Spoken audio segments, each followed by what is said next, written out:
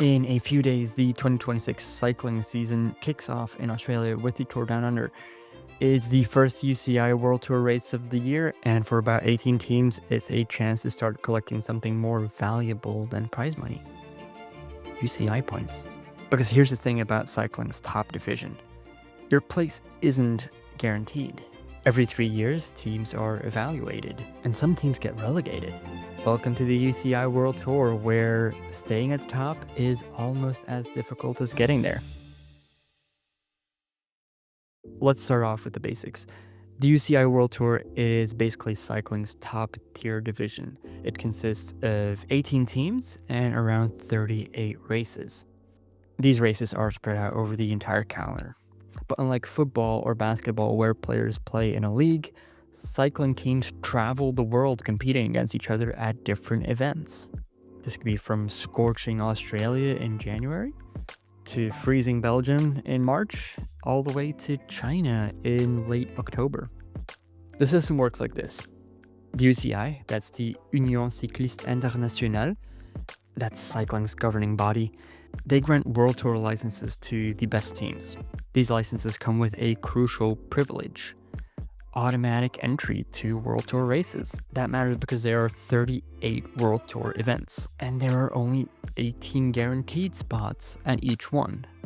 The remaining slots, these are usually 3 or 4, go to lower tier teams who get wildcard invitations.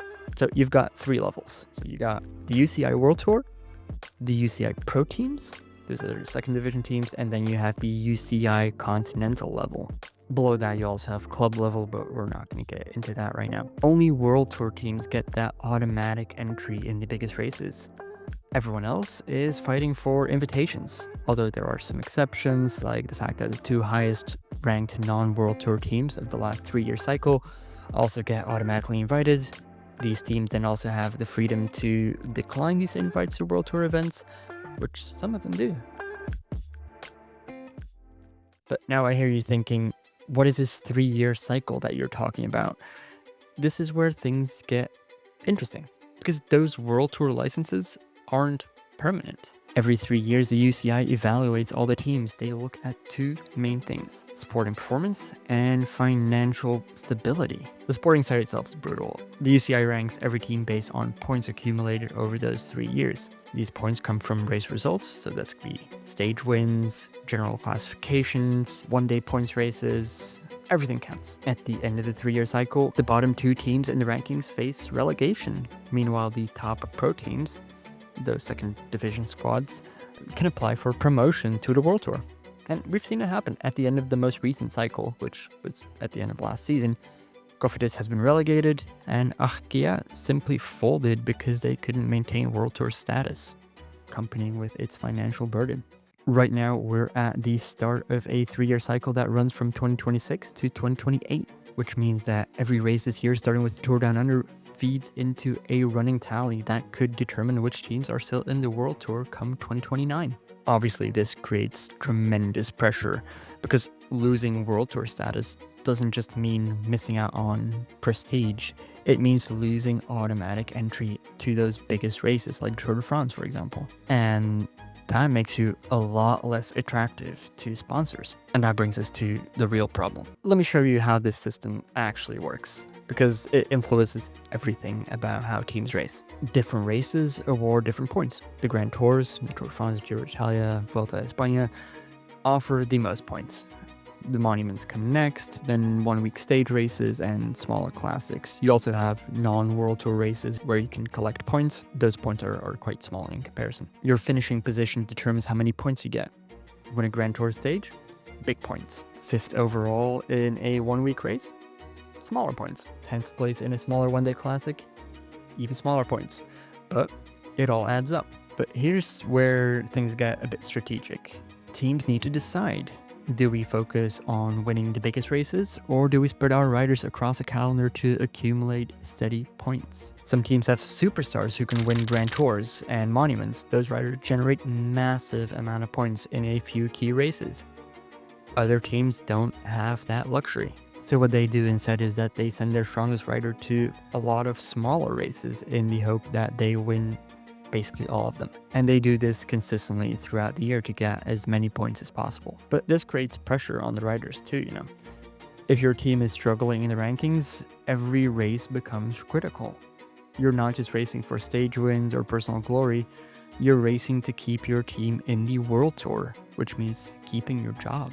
So what races are teams actually fighting to collect points at? The World Tour calendar runs from January to October, but there are many more races outside of the World Tour where teams can also collect points, although those are smaller amounts of points. First up right now is the Tour Down Under in Australia. Then the season moves to the Middle East, across to Europe for the Spring Classics, then into the Grand Tours in the summer, and finishing in the Autumn Classics in October. The calendar includes several types of events, the Grand Tours that I mentioned before.